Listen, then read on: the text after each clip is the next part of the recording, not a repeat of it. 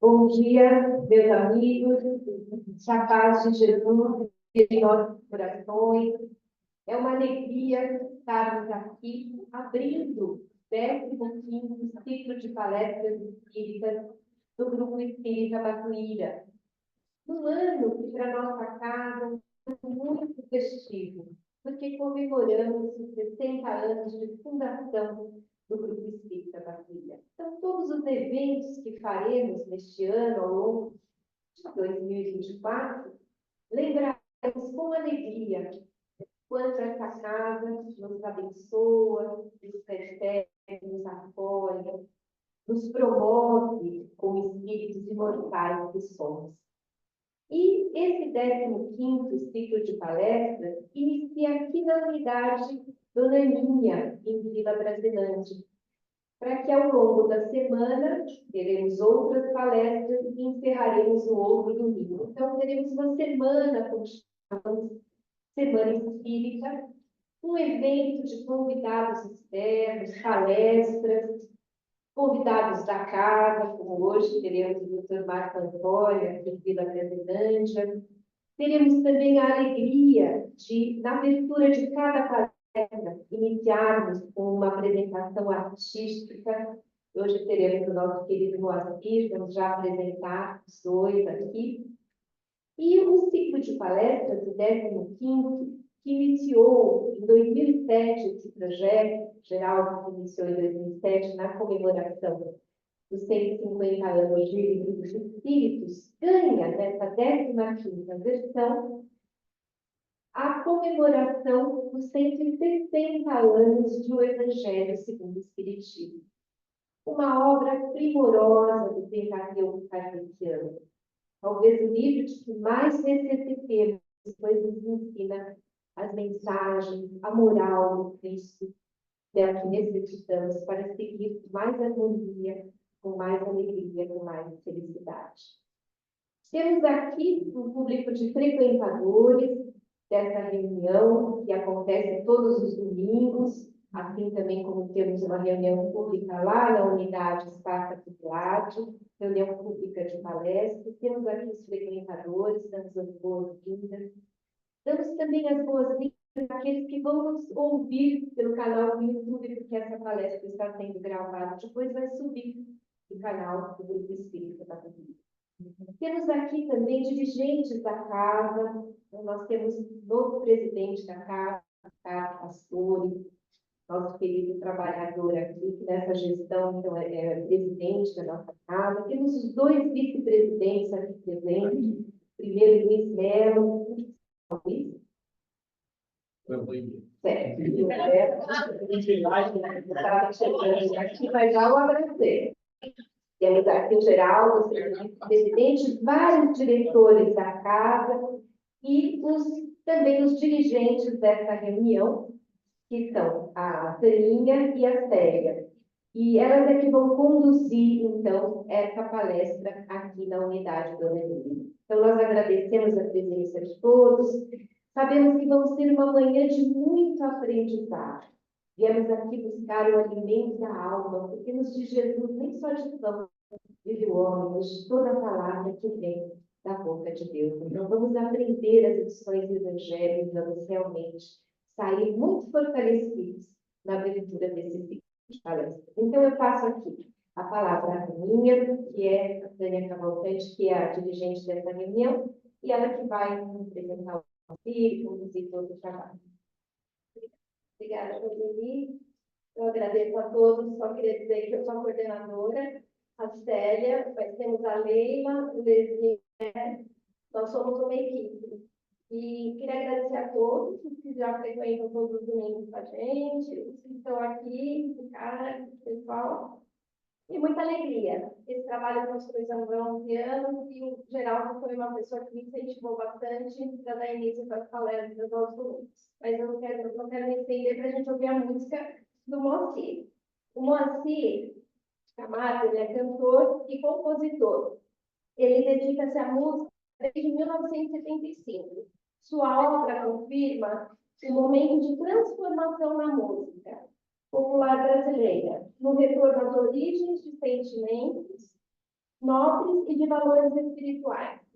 Já gravou 8 CDs e esteve conosco por diversas vezes na educação espírita infantil juvenil do GER. Então, é com esse carinho que nós recebemos, muita alegria, e essa música sempre vai nos auxiliar na elevação dos nossos sentimentos. Seja bem.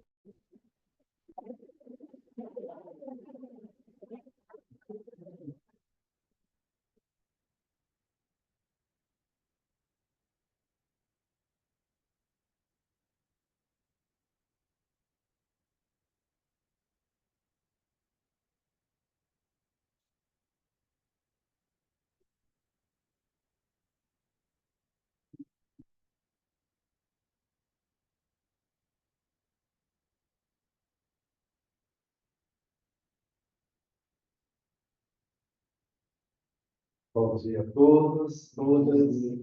Que alegria vir aqui junto a vocês para comemorar nossos 60 anos. Nós estivemos aqui lá nos anos 80, 85, 84, 85, no seu Espartaco, 3 vezes. Depois voltamos. Então, estar aqui é um bem muito grande. Eu me sinto da família. Nós temos um tempo até meio-dia e 20. Legal, assim, nós vamos cantar 4 músicas e então vamos ter, aliás, encontrar Simão Filho tanto tempo no Rio Mar, né? E esposa também. Por ser uma manhã alegre, por estarmos aqui, ter estado aqui as primeiras vezes com as crianças, já começa cantando uma música para as crianças. E, na verdade, as crianças cantando para nós, falando da beleza das flores, de um passeio pelas flores, nessa manhã tão bonita, com esse fio nosso que eu vejo de beleza, as árvores floridas, vamos passear pelas flores. Vamos, crianças, pelos caminhos, coloridos, flores brancas, amarelas, vamos passear pelas flores, até o arco-íris. Crianças, lindos caminhos, coloridos, flores brancas, amarelas, azuis. Vamos passear pelas flores, até o arco-íris.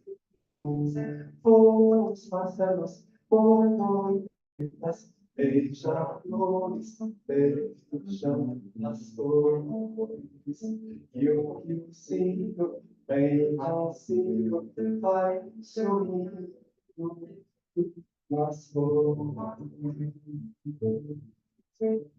Vamos passear pelas flores, até o arco-íris. Vamos passear pelas flores, até o arco-íris. Vamos passear pelas flores, até o arco-íris.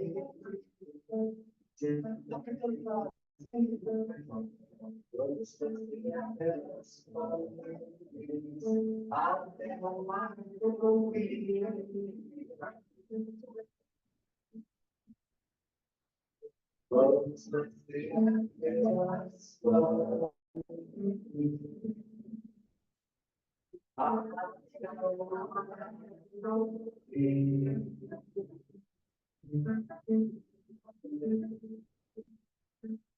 Posso ir para as vezes.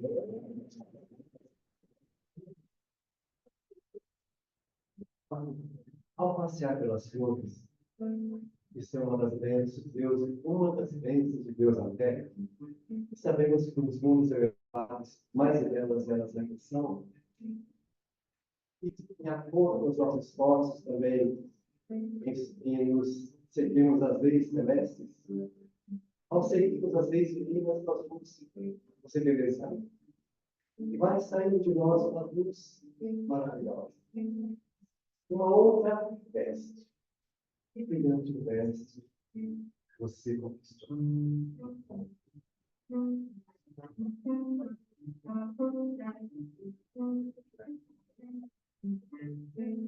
Que brilhante veste você conquistou. Bondade pura, bondade pura. Tua luz senti e chegou em mim. Vinda luz tivesse, conquista da verdade, verdade pura, a verdade pura, já não é sua, mas a suprema.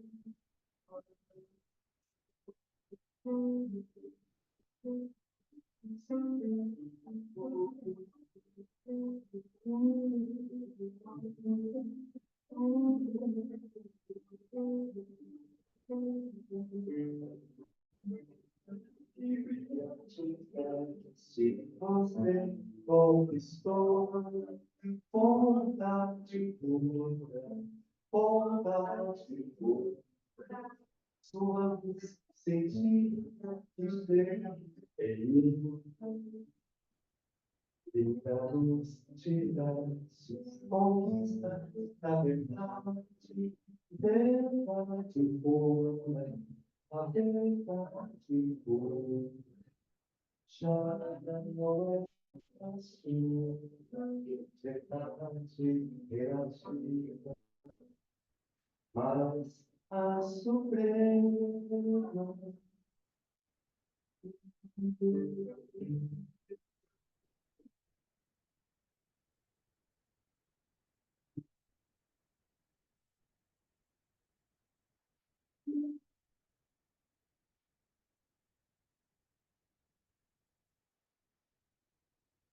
Eu sou uma atriz, um dedicador, né? Só pode ficar errado por causa dela, tá bom?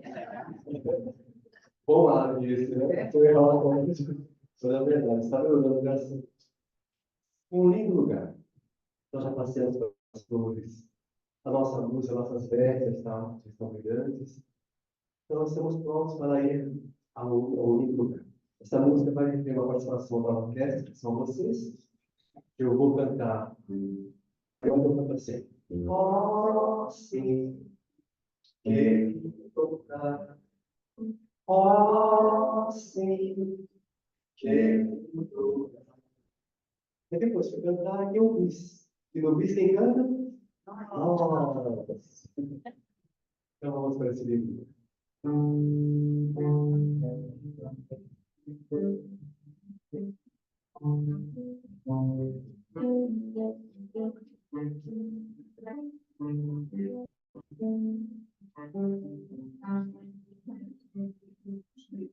Eu vou ouvir, eu vou ouvir. Preciso nesse lugar. De tão belo, não é só, é verdade. Oh, sim, oh, sim, vamos nós, oh, sim, oh, sim,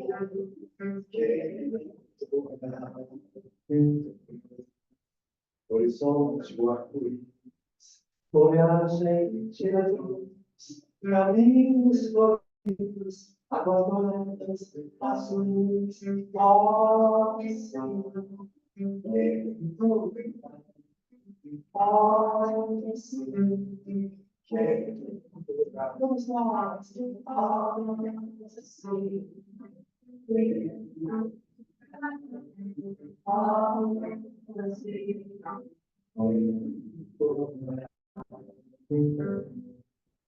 caminhando com Jesus, chegar nesse lugar, recebido e acolhido, nós se lembrar, sim,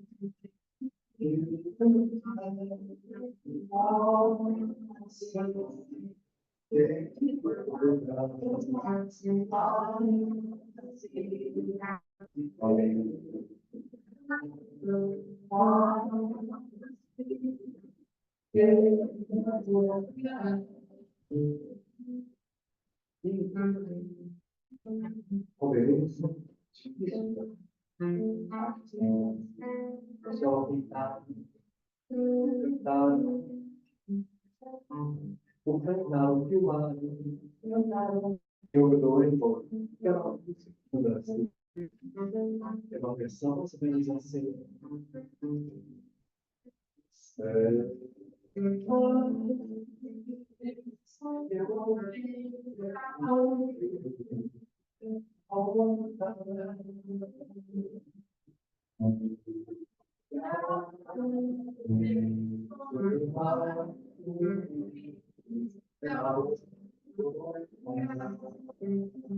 Sei, esse lugar não. Esta reunião passará, porém, com a força do progresso, que nos deixa mais certos, mais amorosos, vocês estaremos adiante os pais e a vida nos programa. Egoísta do cristão. Recebemos suas vibrações, pés de vinho e alegria.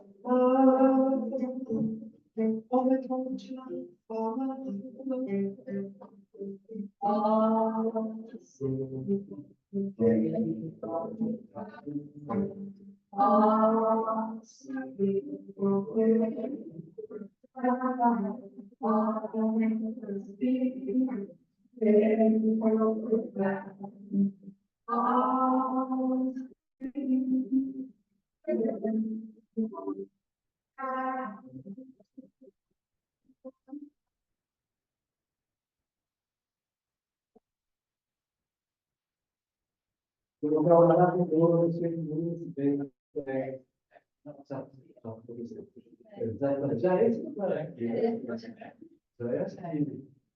Então, para encerrarmos, muita alegria, nós vamos agora selar toda a nossa conquista com o amor. Vamos cantar a música Ama. A música Ama está gravada com orquestra. No YouTube, se você colocar em Moacir com Y, Camargo, tem lá ela com orquestra. Por infantil, e a participação dos sopranos. Então, vamos para o amor, né? Que é o que nos une.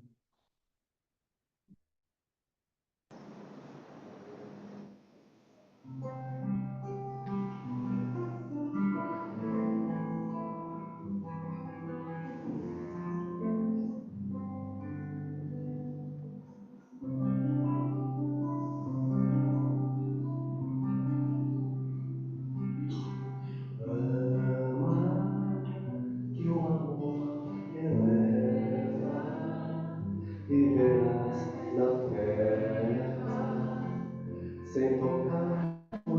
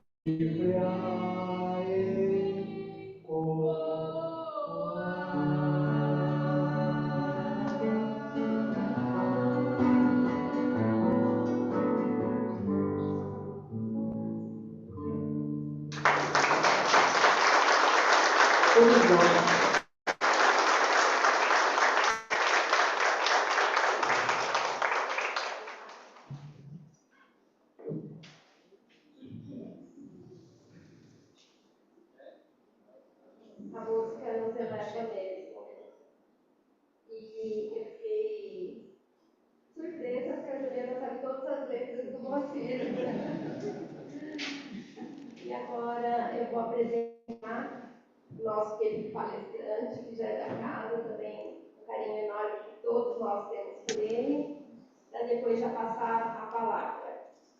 Já cresce, né, para passar a palavra. Marco Antônio Pereira dos Santos. Doutor Marcos, Marquinhos, todo mundo tem um carinho muito grande por ele. Médico com especialização em pediatria e homeopatia, também técnico em terapia.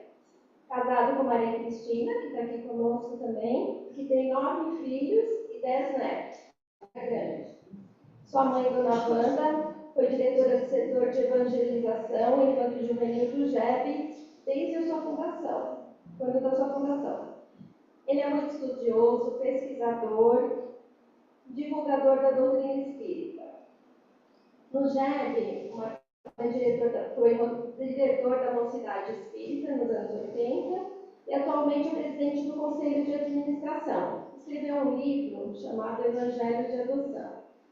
E agora a gente falando o Marco como uma pessoa amorosa, dedicada, acolhedora, traz a palavra com todo o seu sentimento, e é isso que nós já estamos preparados depois da música para ouvir. Eu vou pedir para o Luiz fazer a nossa prece.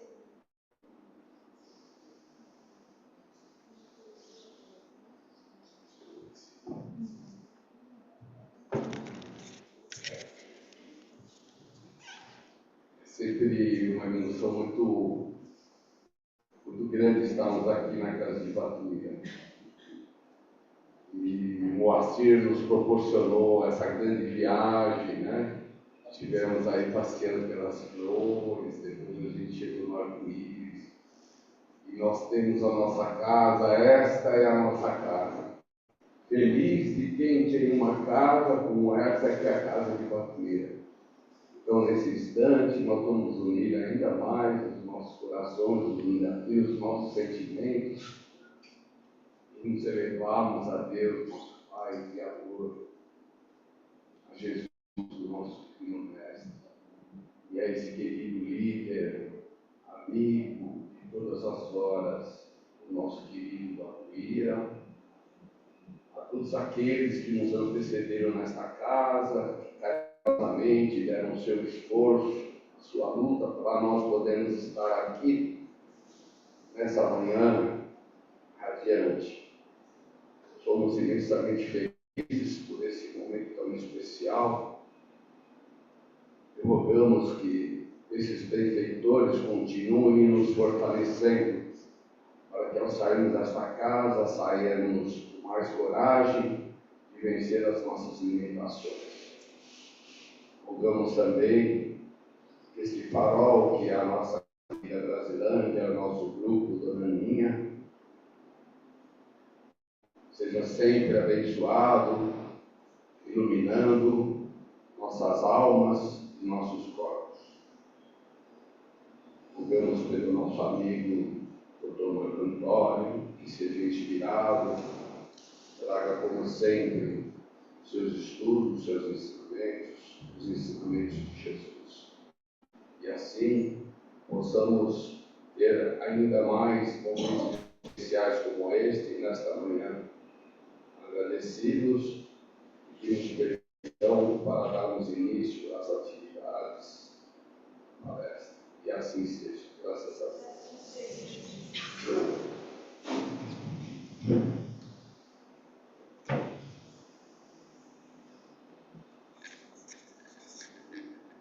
Após a nossa prece, nós vamos dar a palavra para o Antônio, que vai falar sobre um tema maravilhoso: Jesus, médico das almas. Palavra de Deus. Bom dia a todos. Bom dia. Um dia muito lindo, não é?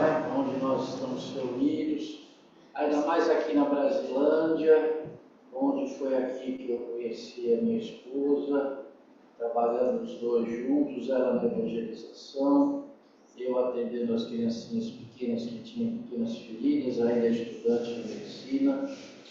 Lá se lá vão 47 anos essa união, e que se não fosse, sem dúvida, esse recinto, não é? O ponto geográfico, como eu falo, somos almas antigas, já vivemos várias vidas e várias situações, e quando reencarnamos, nós precisamos de um ponto geográfico para nos reencontrar, porque o mundo nos leva para caminhos tão diferentes, não é verdade? Então, nós precisamos de um ponto geográfico para nos reencontrar. E o Grupo Espírita Matuíra é esse ponto geográfico que nós, almas antigas, conhecidas, motivadas a fazer bem, nós somos espíritos bons, acreditem nisso. Na escala espírita 100, se você ler os espíritos, o desejo dos espíritos bons é fazer o bem. Então nós somos espíritos bons. Já é, né, Moacir? Tá certo? Trazemos as nossas imperfeições, trazemos as nossas dificuldades, mas somos espíritos bons. Basta ver aqui o clima de harmonia, de amor, de fraternidade que reina em nossos corações. Somos espíritos bons. Isso já é uma luta que não vem de agora. Ninguém é bom por acaso.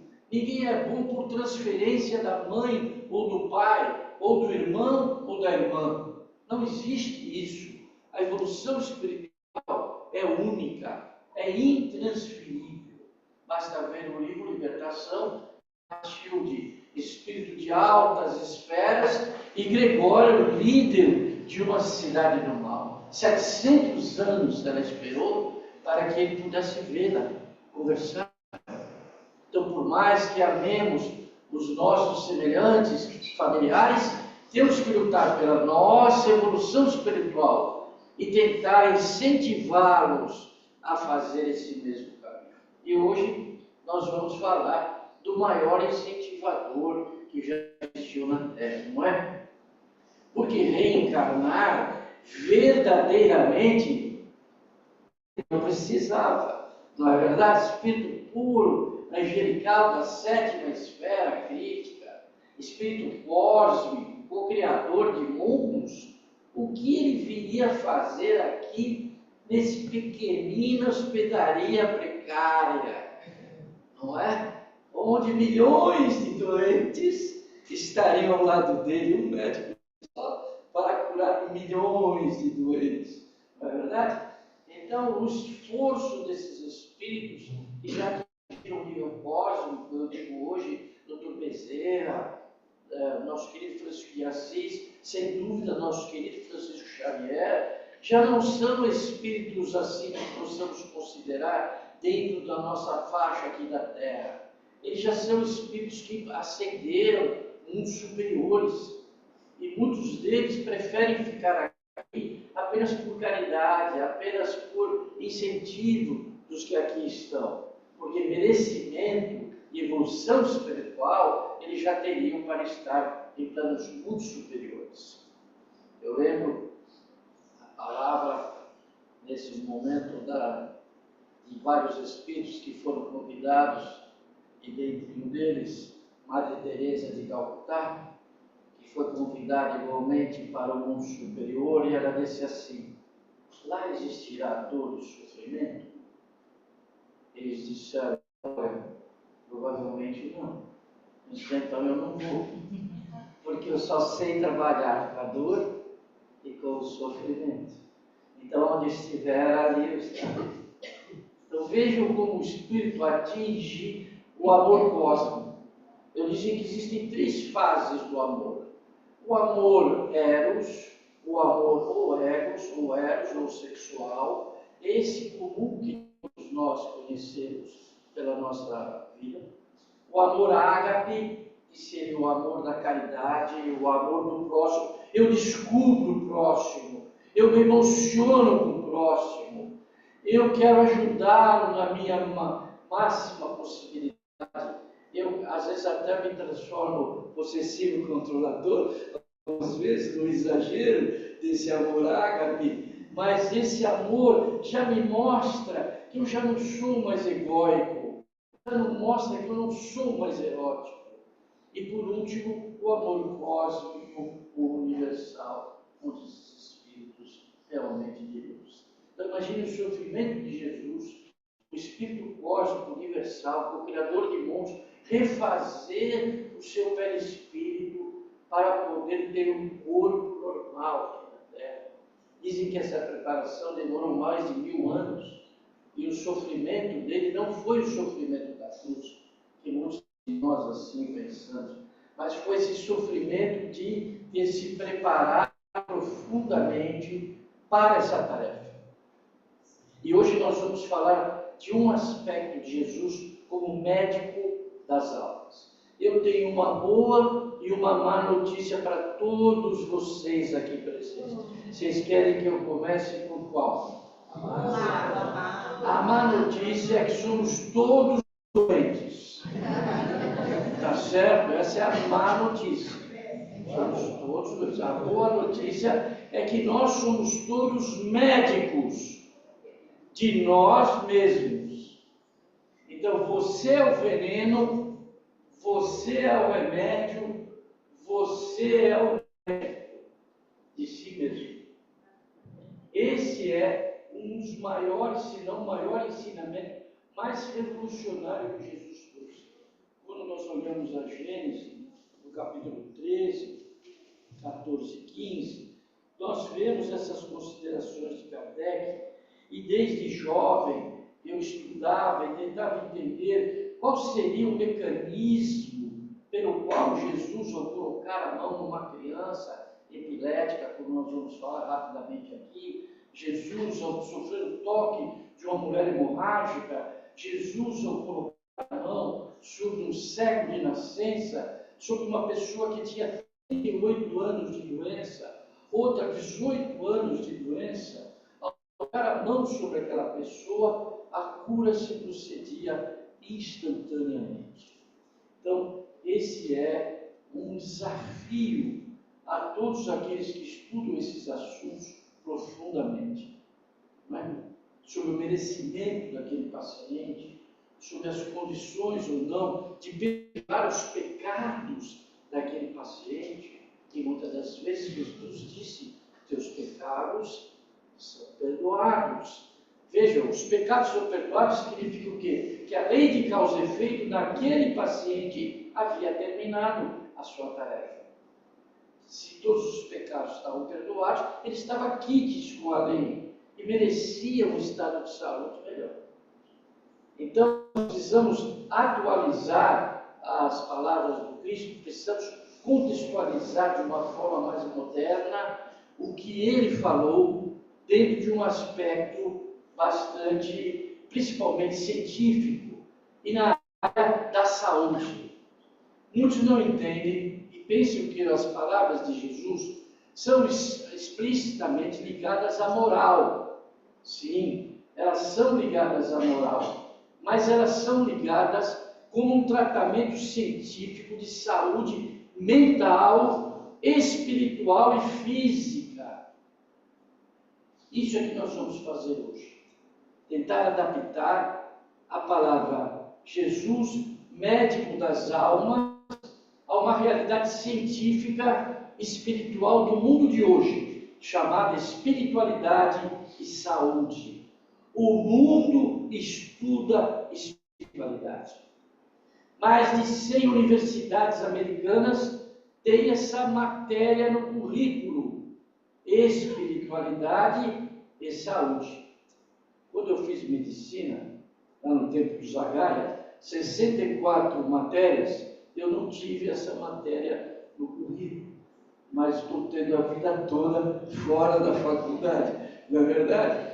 Espiritualidade e saúde hoje é um tema maravilhoso e que mostra para os médicos que eles têm que se interessar por essa nova dimensão do paciente. Até então, a Organização Mundial da Saúde considerava a saúde como o perfeito estado biopsicossocial de um indivíduo. A partir de 1984, existiram vários movimentos dentro da Organização Mundial da Saúde e que passaram a considerar, então, a dimensão espiritual na saúde. A partir daí, o conceito de saúde mudou. Não é mais isso que eu vos falei. Hoje, o conceito de saúde é perfeito estado de equilíbrio biopsicossocial e espiritual. Isso na Organização Mundial da Saúde. Isso em mais de 100 universidades americanas. Eu não pensei que eu veria isso nessa encarnação. Eu não pensei. Eu não pensei quando comecei na mocidade, junto com o Geraldo, que aqui está, não é? O quanto esses conceitos de André Luiz, que estão cada dia mais sendo estudados e aperfeiçoados, pudessem, na mesma encarnação, já serem aplicados numa área tão pragmática e tão ortodoxa como a medicina. A medicina só é mais ortodoxa que a religião e que o direito, talvez, não é, Tânia?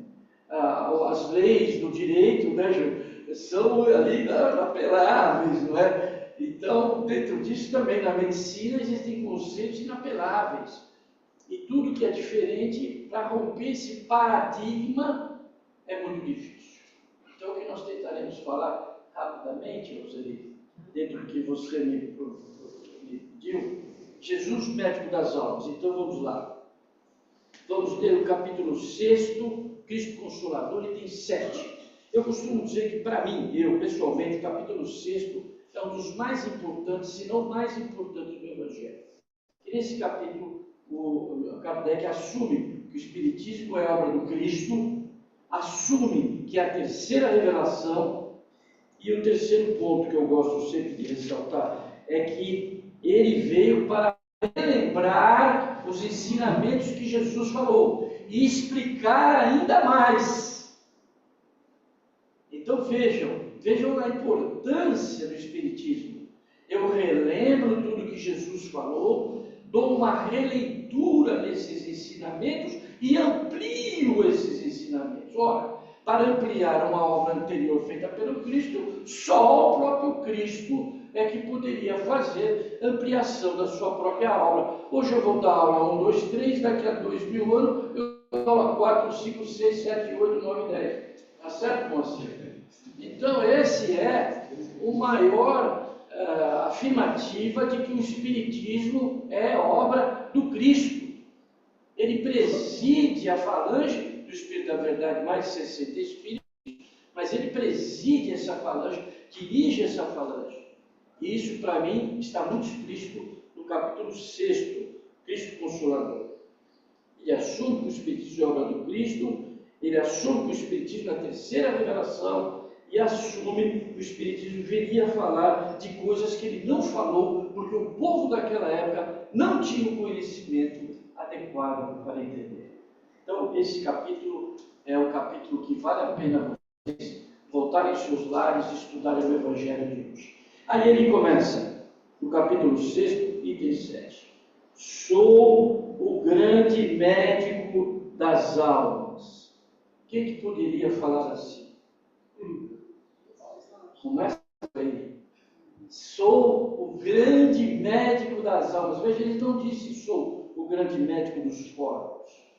Apesar de que hoje, até hoje, a religião ainda procura pela cura dos corpos. Não é assim que a gente vê na televisão? A pessoa com uma doença grave, pessoa que é operada, desganada pelo médico, um câncer. O que você vê na televisão hoje o dia inteiro? Você não vê Jesus médico das almas. Você vê Jesus médico dos corpos.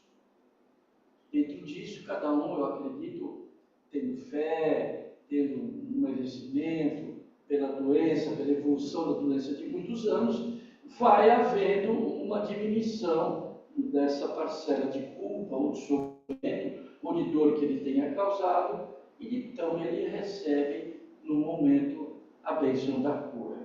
Não é? Mas só que Jesus trouxe uma palavra bastante interessante. Ele disse assim: sou o grande médico das almas e venho vos trazer o remédio que há de vos curar. Aí eu paro e estou há 40 anos pensando qual é esse remédio. Será que vende? É em gotas? É em comprimido? É em injeção? É cataplasma? Não é? É remédio subcutâneo? Que remédio será esse que Jesus nos coloca, que ele irá nos curar? Veja, não é apenas tratar a doença, ele é claro em dizer, sou o grande médico das almas, e venho lhes trazer o remédio que há de vos curar, e não tratar as moléstias, e não paliativamente, como se hoje a medicina desenvolveu muito esse ramo dos cuidados paliativos. Não é dar um cuidado paliativo à sua doença, é te curar. E qual seria esse remédio para nós? E nós vamos discutir ao redor desse trabalho para chegar à conclusão qual seria esse remédio. Entre os colegas médicos aqui presentes, não é? Todos vocês são médicos, todos vocês são doentes, então nós podemos falar de uma parte mais ampla da parte médica. O conceito espírita de milagre é diferente de outras religiões. Se ocorrer uma situação como essa, que nós vamos falar do menino epilético, a palavra em si seria surpreendente, admirável, acima das leis conhecidas atualmente da natureza. Nunca sobrenatural. Nunca. O milagre nunca é sobrenatural. Porque aí seria dizer que a natureza naquele local foi sobreposta, foi colocada de lado. Aquela lei foi burlada, as leis de Deus não são burladas. Então, sobrenatural é um conceito religioso, é um conceito onde o poder divino, naquele momento, contraria uma lei da natureza, que seria aquela doença incurável, como o cego, como o epilético. Então, para nós espíritas, esses milagres, mais assim chamados, essas curas, essas bênçãos, essas graças, podem ser consideradas como surpreendentes, admiráveis, realizadas por leis que não conhecemos ainda. Um dia conheceremos. E o que é mais interessante, poderemos praticá-las. Esse poder é maravilhoso, é algo inimaginável. Nós podemos praticar um poder que Jesus praticou. Isso é algo assim incrível, olhando o abismo que nos separa de Jesus, dos Espíritos perfeitos. Quantas vezes nós caímos na noite escura da alma, na depressão, na tristeza, de ver que ainda estamos presos a tantas situações, quando na verdade o conhecimento espírita já faz parte da nossa vida a vida inteira, mas nos pegamos ainda possessivos, controladores, egoístas, invejosos, ciumentos, como nos diz Kardec no livro dos Médiuns, item 350. Se você frequenta o Espiritismo há bastante tempo e ainda é ciumento, você não entendeu muito bem a proposta espírita. Se você é invejoso, você não entendeu a proposta espírita. A proposta espírita de libertação desses impulsos e hábitos automáticos, muito bem descritos no mundo maior, quando Calderaro conta o Castelo dos Três Andares para André Luiz, no tratamento de Pedro e Camilo, obsessão de 20 anos, eles vão atendê-los no hospital e não conseguem separá-los. Oram para Cipriana, Cipriana se aproxima deles e numa oração da qual seu chakra cardíaco irradia uma força cósmica incomparável, os dois se separam instantaneamente. Então, o divino amor fraternal faz o que o cognitivo não consegue fazer. Nossa mente tem 3 componentes muito importantes: o afetivo, o cognitivo e o volitivo, aquele que depende da nossa vontade. Vocês estão aqui hoje pela sua vontade e desejo de conhecimento. As duas grandes alavancas que nos transformarão são a nossa vontade e o conhecimento. E, em terceiro, a aplicação de tudo isso para aqueles que necessitam de nós. Foi o exemplo que Jesus nos deixou.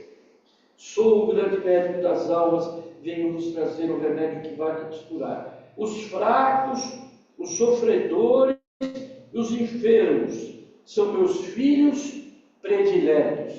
Quem é fraco, sofredor e enfermo, levante a mão só para eu ter ideia de que plateia eu estou conversando. Fraco, sofredor e enfermo. Por favor, levante a mão para eu saber. Já que Jesus diz para nós: vocês são meus filhos prediletos. Quem não gosta de ser filho predileto? Eu tinha 8 irmãos e toda hora falava: só minha mãe, só não gosta de mim, só gosta mais do outro do que de eu. Coitado, não é? Uma mãe para cuidar de 9 filhos, 8 filhos, né? A Cristina também, uns brigam lá, que a mãe gosta mais de um que do outro. Sempre tem um filho que você não precisa às vezes falar, ele já te entende.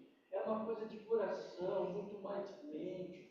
São espíritos que já viveram conosco. Então, é aquele espírito que ser pai dele, ser mãe dele, é uma alegria incomensurável. É difícil explicar com palavras. O sentimento, quando ele é enorme, ele transcende o cognitivo. Então, existe aquele filho que você realmente tem toda uma predileção. E quem não quer ser filho predileto, ainda mais de Jesus. Não é verdade? Então, qual é o custo disso? Ser filho predileto dele? Ser sofredor, ser enfermo e ser fraco. De alguma forma, por enquanto, isso é uma situação transitória, temporária, que passará à medida que entendermos melhor o seu amor, à medida que deixarmos de exigir dos outros a solução para os nossos problemas e passarmos a olhar para dentro de nós e descobrir quem nós somos. Paulo ficou cego, Paulo de Tarso. Talvez seja esses 3 dias que ele passou na mansão da rua direita, os dias mais importantes da sua vida. Porque ali ele mergulhou em si mesmo. Até então o problema era o outro, o problema era Estevão, o problema era Ananias, o problema era Gabriel, não era ele. Ao ficar cego perante a luminosidade de Jesus, ele cai e é levado à hospedaria da rua direita de Damasco. E ali ele passa dias sozinho, sem ninguém, pensando: quem sou eu? O que eu quero da minha vida verdadeiramente? Mesmo os espíritos mais preparados, como Francisco de Assis, como Paulo de Tarso, tiveram momentos dificílimos em suas vidas. E por que nós não teremos? O que nós somos diferentes dele?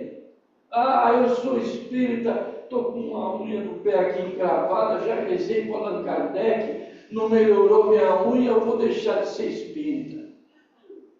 Gente, pelo amor de Deus, isso é um raciocínio muito simplório.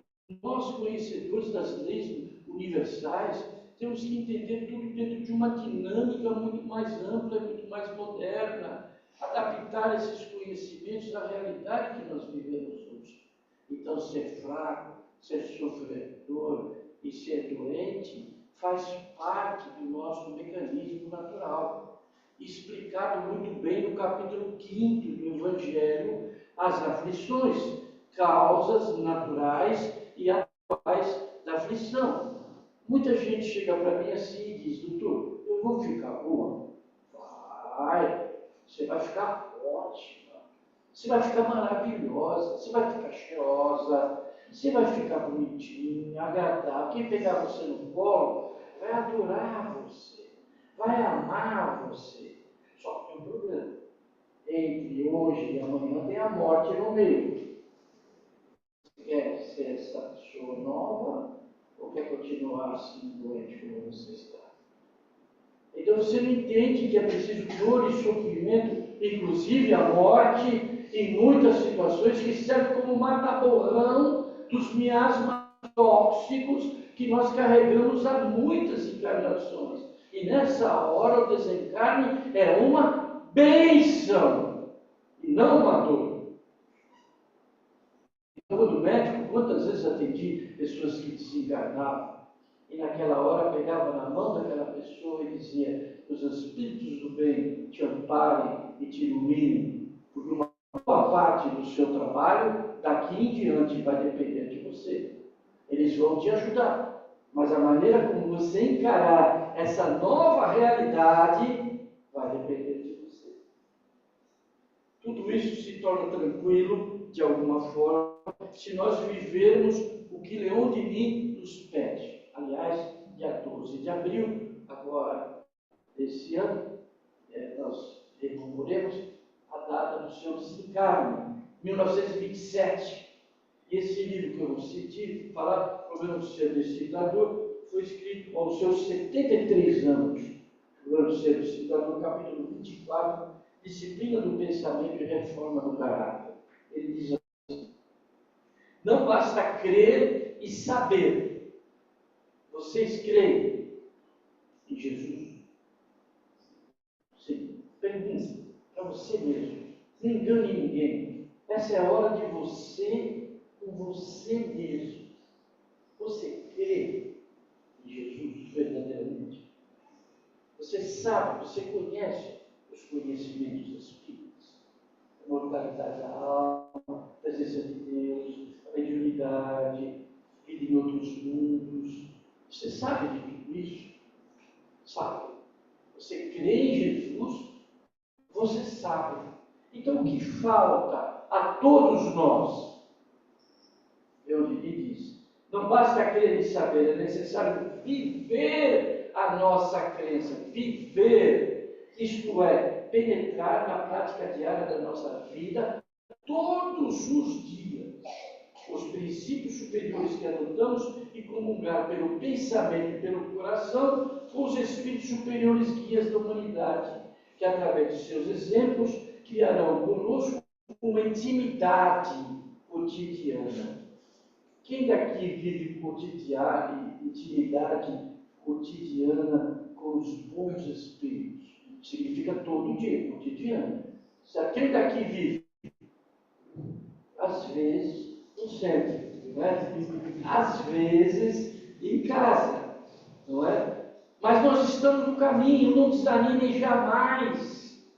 Se nós cremos, se nós sabemos, estamos tentando viver, praticar as leis de Deus, isso os Espíritos garantem. Eles estarão conosco todas as horas, numa intimidade diária, inspirando-nos com suas vidas e sentindo sua influência numa percepção íntima que só aqueles que entendem a comunicação com o mundo invisível é que podem saber. Então, crer, saber, viver todos os dias.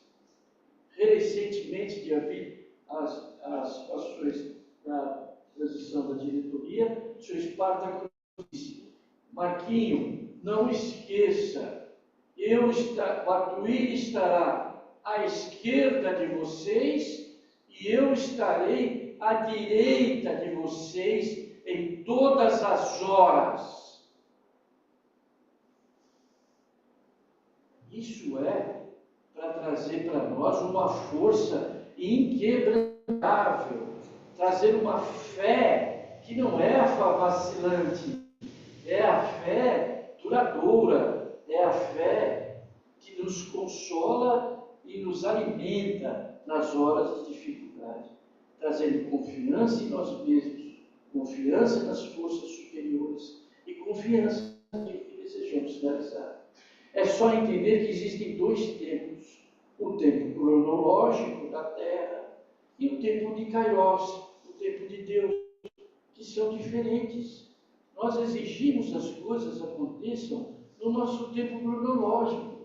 Mas o tempo de Deus não é semelhante ao tempo cronológico. Então, a cura de nossas enfermidades, a melhoria das nossas condições financeiras, de uma série de problemas, nós queremos que elas aconteçam no tempo da terra. Elas irão acontecer. Elas irão acontecer. Porque se nós seremos perfeitos, saberemos lidar com todas essas situações.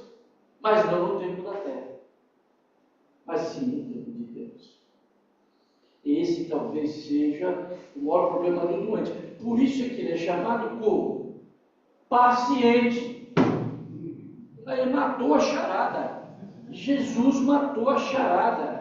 Que todo doente é um paciente. É o que ele precisa ser. Paciente. Esperar o processo. O processo não é de acordo com sua vontade, é de acordo com seus débitos anteriores e com o acréscimo de misericórdia que ele possa ganhar. Para isso ele precisa ser paciente. Vamos falar rapidamente da cura do menino e depois alguns remédios que Jesus prescreve para nós. A cura do menino é capítulo 19 do Evangelho, a fé que transporta a montanha. Eu vou comentar esse assunto porque ele me toca muito propriamente, porque eu, por mais de 18 anos, dirigi um trabalho de obsessão infantil em uma outra casa. Eu usava muito esse texto para explicar aos pais como, às vezes, as crianças podem ter doenças ainda tão pequeninas e doenças causadas por espíritos, não por doença, bactéria, vírus. Poder da fé. Quando veio encontrando Jesus, o homem se aproximou, lançou-lhe aos joelhos e disse: Senhor, tem piedade de meu filho, que é lunático, sofre muito, cai muitas das vezes na água e no fogo. Apresentei-o a teus discípulos e eles não puderam curar. Veja, os discípulos de Jesus não eram pessoas comuns. Não eram pessoas comuns. Eles eram pessoas escolhidas pelo Mestre, espíritos preparados. E o Pai apresentou essa criança aos discípulos de Jesus. E eles não puderam curá-lo. Jesus respondeu: ó raça incrédula e depravada, até quando estarei convosco? Trazei-me aqui esse menino. E tendo Jesus ameaçado o demônio, esse saiu, mas o menino ficou são. Os discípulos vieram até com Jesus em particular e perguntaram: por que nós não pudemos expulsar esse demônio? Jesus disse: por causa de vossa incredulidade. Ora, o que seria essa incredulidade? Eles não confiavam em Jesus? Confiavam. Eles confiavam em Deus? Confiaram que aquela cura poderia acontecer? Confiaram. Só que não acreditaram que uma criança tão pequena poderia estar possessa do demônio. Não acreditaram, porque esqueceram que ela era um espírito imortal. O corpo é tamanho 12, 8, 10. Alguns estão mais obesinhos hoje, né? Criança de 7 anos já usa 8, que a gente está vendo aí na realidade. Mas não interessa o tamanho da roupa, interessa que aquela criança era um espírito imortal e que de alguma forma tinha uma relação muito próxima com essa entidade, tanto que ela descobriu ainda criança e tomou sobre ela quase o seu corpo, jogando-a na água, jogando-o no fogo, semelhante ao que chamamos hoje de crises epiléticas. Então, os próprios apóstolos não acreditaram que isso seria possível, mostrando que todos nós temos limites. Então, pode ser orador espírita, pode ser trabalhador da casa espírita, diretor do centro espírita, não interessa. Todos nós temos limites a superar. Nossos paradigmas anteriores, o atavismo religioso que trazemos das outras religiões do passado, criam bloqueios na nossa mente que nós, a partir dali, não conseguimos evoluir. O Espiritismo vem romper tudo isso, dar o remédio para todos nós, como como explicou Jesus. O remédio é a autocura. Você é seu médico. Você é seu remédio. Você é seu veneno. Não é? Lembrando da parábola do samaritano. O samaritano foi o quê? Um enfermeiro. Não é? Ele pegou aquele ser que ele não conhecia, curou das feridas dele e levou ele adiante. Quem sabe ele tem entendido que não deva cometer mais aqueles erros. Ele era um ladrão? Não se sabe. Eles brigaram na repartilha do que era roubado e largaram ele ali da estrada? Não sabe. Ele foi assaltado sem ter culpa nenhuma? Não sabe. Mas o sacerdote e o levita o julgaram e se afastaram dele. Ao passo que o enfermeiro, quando vê alguém necessitado, quando abre a porta do hospital, quem é que corre lá, em primeiro lugar, com a maca? Quando abre, 2 horas da manhã, hein, Ricardo? Por socorro lá, a grávida gritando, aquele barrigão. Você vai lá, é o enfermeiro, corre lá, os auxiliares logo correm. Então vejam como, muitas das vezes, esse atendimento, essa necessidade do envolvimento, do acolhimento, é natural naqueles seres. Isso foi treinado, isso foi exercido com amor. É o primeiro remédio de Jesus. Né? Vamos lá ver a prescrição, rapidamente, 7 remédios que vocês vão usar a seu favor. Acho que tem mais ou menos, não sei. O primeiro remédio que o médico Jesus receita, qual é? Vamos lá, doutores, por favor, me ajudem aqui. Doutores, primeiro remédio que Jesus receita: amor. Amar a Deus sobre todas as coisas e o próximo como a ti mesmo. Essa regra é a regra de ouro. Ela serve para tudo. Então ela tem que ser colocada em cada porta, amar aos outros como a si mesmo e a Deus sobre todas as coisas. Então, em qualquer trabalho que eu estou, quer em casa, quer fora de casa, profissionalmente, eu tenho que usar o amor como uma verdade científica e não apenas como um sentimento religioso. O amor modula o pensamento, como nos diz instrução psicofônica, o espiritual, os mensagens 51. O sentimento modula o pensamento, que por sua vez modula a ação. É o sentimento que enobrece o ser. O pensamento, muitas das vezes, quando mal dirigido, gera bomba atômica.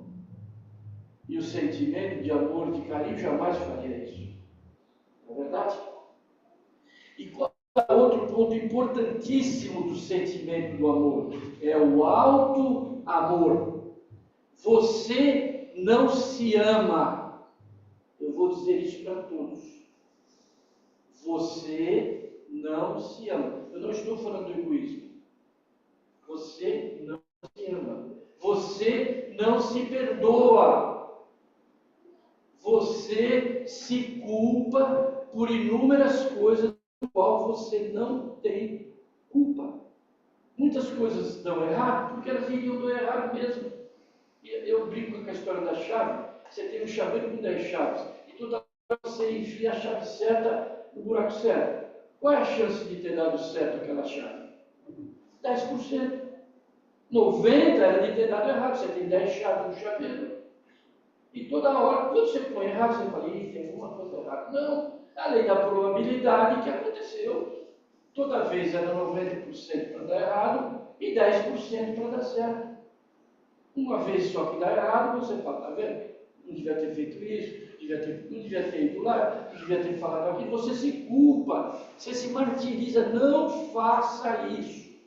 Quantas vezes Jesus pediu para Pedro perdoar o irmão? Quantas vezes? 490 vezes, né? O Chico dizia que você olha para a pessoa que você não gosta e fala, eu te perdoo 1, eu te perdoo 2, eu te perdoo 3, 10 você já parou. Você não vai chegar no 490, não é? Porque você já percebeu que aquela atitude sua não deveria ter acontecido. Ou se aconteceu, esquece aquilo, tenta passar um pano sobre aquilo. Então, ao lado do amor, você tem que pensar no seu alto amor. E eu recomendo a vocês Nosso Lar, capítulo 18, onde Laura, junto a André Luiz, descreve que o amor é o alimento das almas. Nós pensamos que é a comida que nos alimenta aqui na Terra, não é verdade? Quando o oxigênio dessa sala está nos alimentando há mais de 1 hora, e se eu ficar 3 minutos sem respirar, eu morro. 5 minutos. Então é o oxigênio daqui que está me alimentando. Invisível, ninguém comprou, ninguém pagou, e ele está me alimentando. No plano espiritual superior, o amor é o oxigênio. O amor é o oxigênio das almas. Então, nessa música que ele nos cantou, nós nos sentimos automaticamente já elevados, já desprendidos, como se isso fosse uma maneira de amor que instantaneamente nossa fome, nossa dificuldade desapareceu. Eu digo isso em outra hora. Você está trabalhando na distribuição, você está super ativo, não é? Pega aqui, corre lá, vai ali. Me lembro do filho da Ju aí, né, Ju? Cá para lá, correndo. Quando termina, você né? Quase que desmaia. Por quê? Naquele momento da caridade do bem, você estava acompanhada pelos bons espíritos. Eles estavam te dando gasolina ali. Eles estavam injetando em você uma energia poderosíssima para que você fosse ali trabalhar. Então, ao lado da caridade, ao lado desse amor, como ele diz aqui, que é o principal elemento das almas enobrecida, aqui na Terra mesmo nós podemos usar esse elemento a nosso favor. E hoje existem estudos científicos, somente George Moll, que é um dos donos do Redditor. Ele esteve nos Estados Unidos e fez trabalhos científicos, eu até tenho esses trabalhos científicos dele, que prova que fazer o bem causa bem a quem faz o bem. Então, tomografias da área cerebral, eu dou um dinheiro a alguém e faço tomografia da minha área cerebral enquanto eu estou doando o dinheiro. E depois eu vou em outra situação e eu é que recebo o dinheiro. A mesma área do cérebro do que doou é iluminada na hora que eu recebo. Então equivale dar e receber. Pelo menos na tomografia. São Francisco fala o contrário, né? Que é muito melhor dar do que receber. Mas por enquanto eu vou me empatar o jogo, que já está bom demais, não é verdade? Esse amor, sem dúvida nenhuma, é uma receita de Jesus. Segundo, a fé. A fé como elemento epigenético. Aos colegas aqui, doutores, eu vou explicar o que é epigenético. Epigenético é a ciência nova da medicina que está mostrando que existem fatores que modulam o nosso DNA. O meu passado está escrito no meu DNA, dentro dos meus cromossomos, tá? 23 da mamãe, 23 do papai, é ali que está meu passado anterior, minhas doenças, meus problemas. Mas esse DNA, para ser expresso, ele precisa de substâncias do citoplasma. E o citoplasma está ligado ao perispírito, molécula a molécula, como nos diz a Gênesis. O perispírito está ligado a 1 trilhão de células. Você quer ver quanto você tem? Você lá do fundo, imagine só, você tem 1 trilhão de células, tem 100 bilhões de neurônios, tem 650 músculos, tem 206 ossos, tem 33 vértebras, 42 litros de água dentro de você. O ser humano é 60% composto de água. Então, quando você anda e tem 70 quilos, você carrega 42 litros de água.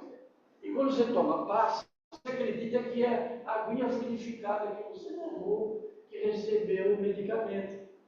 Não, foram os 42 litros de água do seu corpo que receberam o medicamento. Imagina que beleza! Eliminar toxinas, renovar células, renovar tecidos, estimular células-tronco. Tudo isso. Então vejam quantas coisas lindas ainda nós temos que estudar e descobrir dentro da medicina, não é verdade? Depois da fé, quem que é o mais importante de todos? O perdão. Por que o perdão? O perdão é a força curativa da alma. Quantos infartos do miocárdio são por dia no Brasil? Algum de vocês tem uma ideia? 5.000. Existem 2 milhões de mortes ano no mundo por infarto do miocárdio e acidente vascular cerebral. Não vai estar escrito lá discussão com a mulher, problema financeiro, seu time de futebol perdeu, não é? Eu brinco com os corintianos que tem infarto, né? Porque eles já estão acostumados a sofrer dor há muito tempo, mas o palmeirense, o São Paulino, quando o time perde, fica nervoso quando até tem infarto, né? Não é verdade? Numa discussão, numa briga, você não perdoa aquele jogador, olha, ela cobrou um pênalti daquele jeito, aquele danado, você não perdoou ele, você não perdoou, ai, doeu, morreu, certo? Então o perdão é uma força curativa da alma, importantíssima. Então eu tenho que perdoar 700, 490 vezes o outro e 490 vezes a mim mesmo, em tudo que eu faço. Então, o perdão é essa força maravilhosa. Existe hoje já, trazido nesse livro muito interessante, Psiquiatria Iluminada, no seu capítulo 3, o protocolo da nossa Sociedade Brasileira de Cardiologia, que fala que é preciso perdoar. Protocolo da Sociedade Brasileira de Cardiologia. Eles falam sobre espiritualidade e saúde, e procura incentivar aqueles indivíduos que estão tratando, que tem cardiopatia, que tem arritmia. Então, o coração, o chakra cardíaco, é o que recebe o impacto das emoções. E se eu souber, ao receber o impacto, diluí-lo, diminuí-lo, eu não sofrerei o infarto.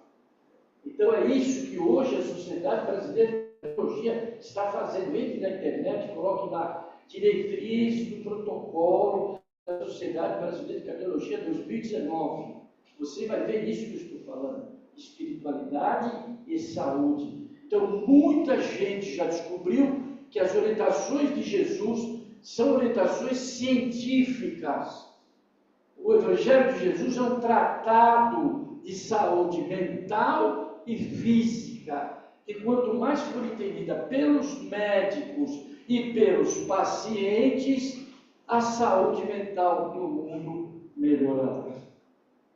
Tá bom, gente? Além do que, o perdão é esse perfume, né, Roseli, que eu sempre gosto de falar, né? Nosso Douglas, no plano espiritual, vai estar bem perfumado, né? Ele que lutou tanto para fundar essa casa, eles, os fundadores, toda a distribuição, ele estava aqui, ele é dona minha, nossa, eu que conheci eles desde pequeno, nossa, eles alegres, e cantando, e sentava aqui, todo mundo dava as mãos, dona Cita, seu Esparta, todos de mãos dadas, somos amigos, companheiros, irmãos, unidos no bem. Quer dizer, aquela alegria, aquela coisa espontânea de que nós estávamos naquele momento ajudando nossos irmãos em necessidade, sem que nada disso voltasse para nós como retorno financeiro.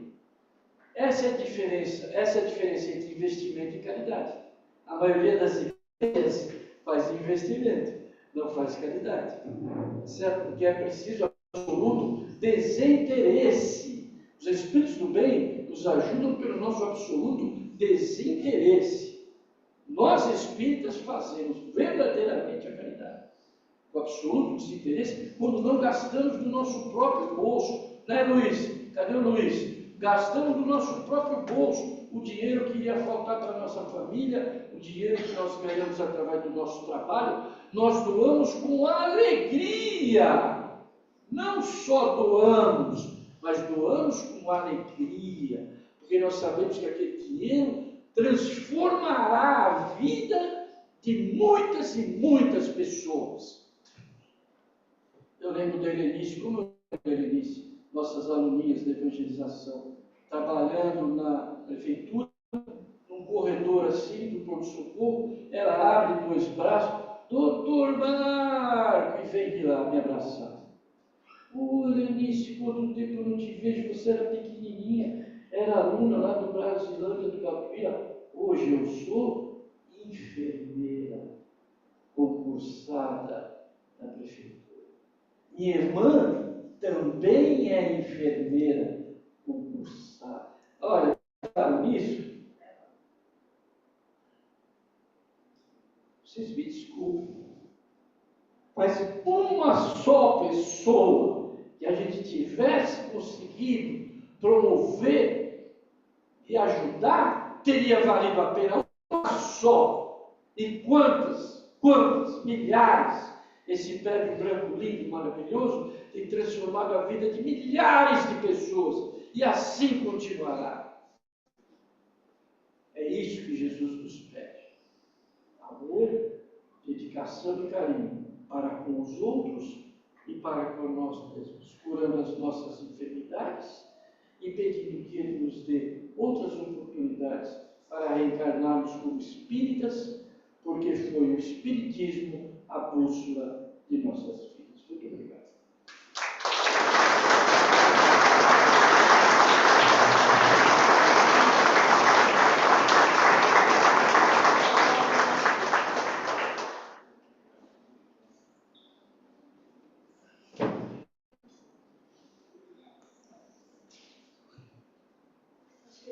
Até palavras, a emoção é muito grande. Nós agradecemos ao Marco Antônio pelas palavras e agradecemos a presença de todos.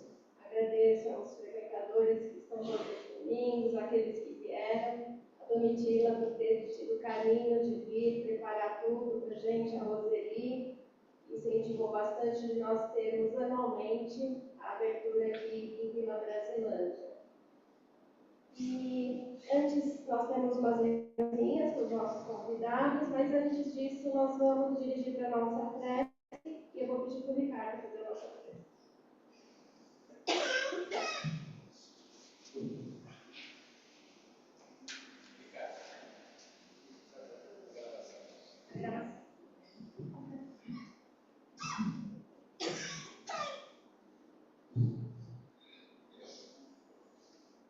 Mestre Jesus, nós agradecemos pelas lições desta manhã, por estes momentos felizes que aqui passamos,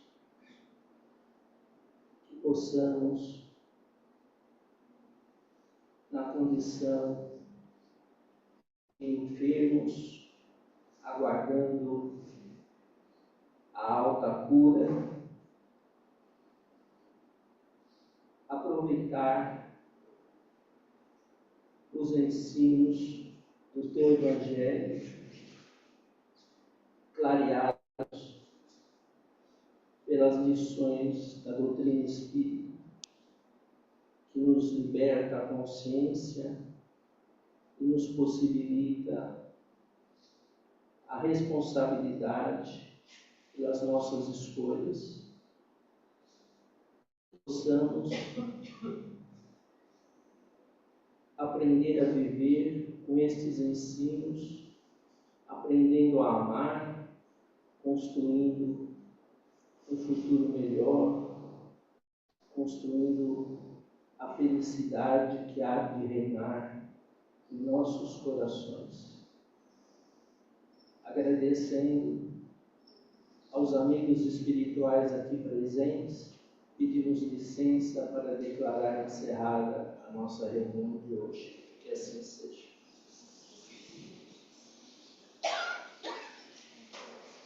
Agora nós vamos presentear uma lembrancinha para os nossos convidados. Eu gostaria de chamar a Célia e a Leila aqui.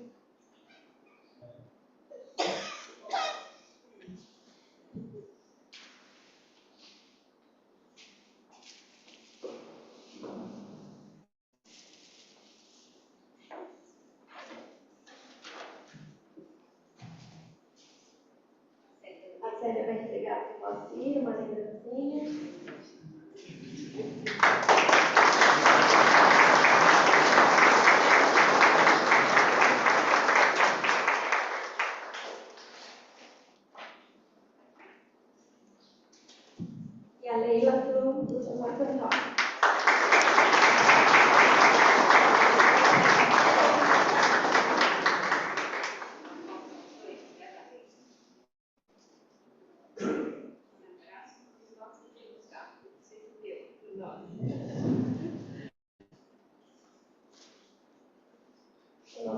agradecemos a Leila e a Célia, que também são as dirigentes aqui do domingo.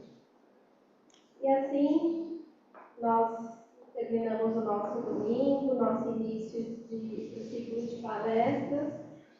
Todos estão convidados para continuarem no YouTube ou presencial, lá na unidade da Caiubi.